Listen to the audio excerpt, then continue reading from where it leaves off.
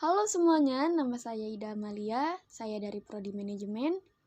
Kali ini saya akan membahas sedikit materi tentang leadership di dalam perusahaan atau di dalam organisasi.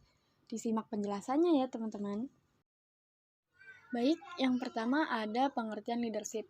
Nah, leadership itu apa sih? Leadership itu salah satu fungsi manajemen untuk mempengaruhi, mengarahkan, memotivasi, dan mengawasi orang lain untuk menyelesaikan tugas-tugas yang telah direncanakan untuk mencapai tujuan dan sasaran organisasi. Lalu, keterampilan leadership akan sangat mempengaruhi kinerja organisasi, khususnya dalam hal mencapai tujuan organisasi. Ya, bisa dilihat di sini ada kutipan dari seorang ahli yang bernama Lao Tzu. Beliau mengatakan bahwa seorang pemimpin adalah seseorang yang jarang diketahui orang banyak, dan ketika ada sebuah perusahaan dan tujuan yang berhasil diselesaikan, dia akan menjawab, "Kami melakukannya bersama-sama." Dalam artian, hasil kerja kerasnya bukan hanya dikerjakan oleh seorang pemimpin, tapi ada campur tangan dengan partner-partner yang lainnya, sehingga tujuan tersebut tercapai dengan baik sesuai dengan rencana. Oke, lalu mengapa nih leadership diperlukan dalam perusahaan? Baik, leadership ini merupakan hal penting dalam suatu perusahaan atau organisasi sebab leadership adalah kunci keberhasilan tim tercapai dengan baik. Dengan demikian, semua keputusan, gerakan, dan laju pembangunan membutuhkan leadership. Alasan mengapa leadership penting adalah membangun tim yang kuat. Kemudian visi dan misi sebuah tim harus dicapai melalui kerja keras dan membutuhkan bimbingan dari orang yang memiliki kemampuan leadership yang sangat kuat. Dengan kekuatan leadership yang baik dan kerjasama tim bentuk yang baik pula, hambatan dan rintangan dapat dihadapi oleh tim. Seseorang dapat dikatakan sebagai pemimpin yang baik jika ia memiliki kemampuan khusus dalam bersikap.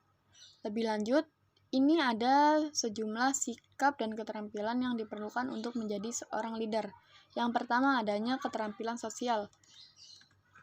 Karena seorang pemimpin harus memiliki rasa peka terhadap situasi sosial dan dapat bertindak sesuai situasi yang sedang dialami. Lalu kedua adanya kebijaksanaan. Dalam suatu tim, pasti banyak orang yang terlibat di dalamnya. Semakin banyak anggota, maka semakin banyak pula pemikiran dan berbagai perspektif yang ada. Untuk itu, leader sebaiknya bersikap terbuka untuk perspektif orang lain. Yang ketiga, keberanian. Tim dalam perusahaan pasti akan menghadapi berbagai masalah dan tantangan. Leader harus berani memahami kapan waktu untuk mempertahankan dan melakukan hal yang dianggap benar, serta mampu menghadapi masalah yang ada. Kemudian yang keempat, mampu membuat keputusan. Suatu masalah pasti membutuhkan solusi yang harus diputuskan. Keputusan tersebut harus dipertimbangkan kebaikan bersama dan seorang pemimpin perlu memiliki sikap yang satu ini. Kemudian yang kelima, bersikap adil.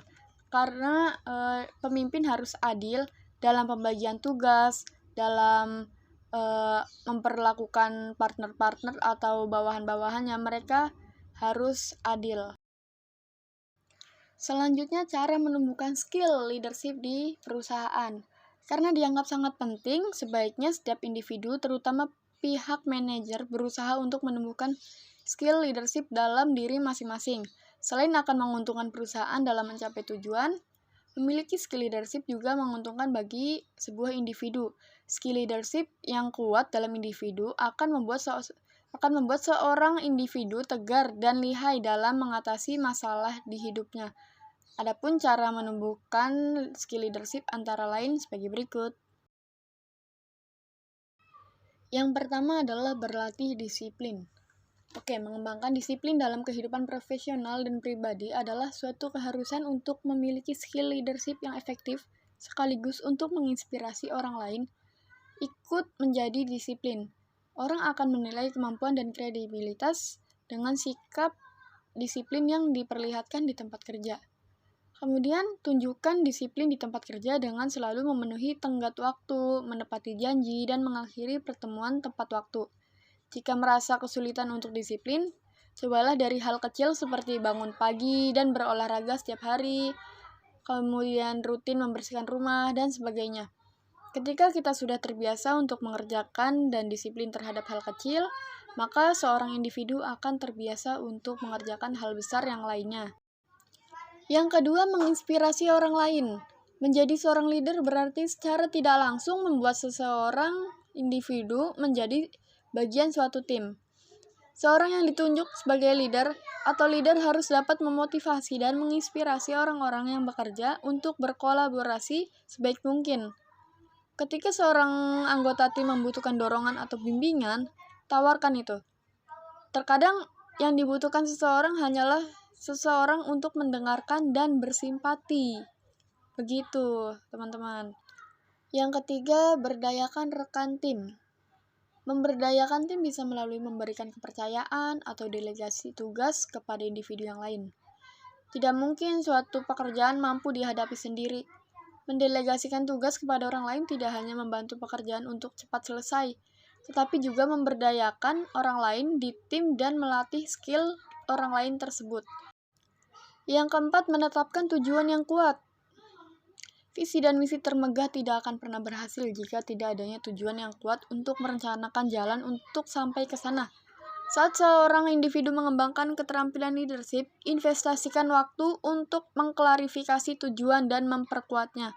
Kemudian, merumuskan rencana yang tepat dan menetapkan tolak ukur yang realistis akan memberi jalan untuk memandu proses bisnis dari waktu ke waktu. Setelah mencapai tujuan tertentu, tetapkan tujuan lain. Ketika berhasil terhadap tujuan tertentu, sebuah tim akan memiliki rasa bangga dan kepemilikan yang tinggi terhadap perusahaan. Kemajuan tim dalam mencapai tujuan juga akan membawa tim lebih tangguh untuk mencapai tujuan yang lebih besar lagi. Yang kelima, memahami kekuatan dan cara menggunakannya. Jadi setiap individu dilahirkan memiliki keunikan dan kekuatan yang berbeda-beda nih teman-teman. Lalu kekuatan pada setiap individu akan bermanfaat besar ketika dimanfaatkan dengan cara yang baik. Salah satu cara terbaik untuk melakukannya adalah benar-benar menguji kekuatan dan kelemahan. Setelah individu menyadari bakat tersembunyi, individu tersebut akan menikmati kekuatan dari dirinya sendiri. Selain mengevaluasi diri dengan cara konvensional, individu juga dapat mengevaluasi diri mereka menggunakan alat bantu. Salah satu alat bantu yang dapat digunakan adalah metode SWOT, Strength, Weakness, Opportunity, and Threats. Metode SWOT akan mempermudah dalam mengelompokkan kekuatan dan potensi yang jika digabungkan akan menjadi manfaat yang lebih besar. Berikut adalah manfaat leadership bagi perusahaan dan organisasi. Yang pertama, meningkatkan produktivitas tenaga kerja. Yang kedua, meningkatkan kemampuan anggota tim untuk berhasil bekerja di bawah tekanan. Yang ketiga, meningkatkan kecerdasan emosional. Yang keempat, meningkatkan keseriusan perusahaan dalam menjalankan bisnisnya. Yang kelima, menumbuhkan rasa percaya diri dalam tim. Yang keenam, meningkatkan keterampilan dalam mendengarkan dan berkomunikasi. Dan yang terakhir, meningkatkan kesadaran akan keberagaman di dunia kerja. Kemudian ini ada tangga sukses leadership. Yang pertama dimulai dengan action. Action ini ada beberapa yang membantu meningkatkan action dalam leadership. Yang pertama dengan memulai dengan tujuan. Yang kedua, jujur terhadap kesenjangan. Yang ketiga, mengembangkan kesempatan belajar real time. Kemudian, menyediakan umpan balik dan dukungan berkelanjutan. Terus ada juga pastikan untuk merayakan keberhasilan. Lalu yang terakhir, jangan mudah merasa puas. Terus yang kedua, di tangga kedua itu ada inisiatif. Di mana inisiatif ini menurut Youth Employment, kemampuan inisiatif adalah melakukan sesuatu atau bekerja tanpa harus diberitahu terlebih dahulu apa yang harus dilakukan. Jadi dia inisiatif, mandiri gitu, inisiatif dan mandiri. Kemudian di tangga yang ketiga ini ada strategi, di mana strategi adalah proses penentuan rencana pada para pemimpin puncak yang berfokus pada tujuan jangka panjang organisasi, disertai penyusunan suatu cara atau upaya bagaimana agar tujuan tersebut dapat dicapai. Selanjutnya yang keempat adanya goal. Goal perusahaan adalah sasaran target atau tujuan yang diinginkan oleh suatu perusahaan yang mengandung nilai-nilai dan norma-norma yang perlu diterapkan bersama-sama, sehingga semua goal yang telah direncanakan tersebut dapat diraih dengan baik oleh semua orang yang termasuk di dalamnya. Dan yang terakhir adalah mencapai visi, di mana visi adalah tujuan, masa depan, cita-cita, hal yang ingin dilakukan, dan visi juga merupakan gambaran atau menggambarkan secara keseluruhan apa yang diinginkan. Kalau misi itu, misi adalah langkah, bentuk, atau cara serta bagaimana untuk mewujudkannya. Kemudian, bagaimana penjabarannya, apa yang dilakukan untuk mencapai atau mewujudkan si visi tersebut. Baik, demikian yang bisa saya jelaskan, kurang dan lebihnya saya mohon dimaafkan.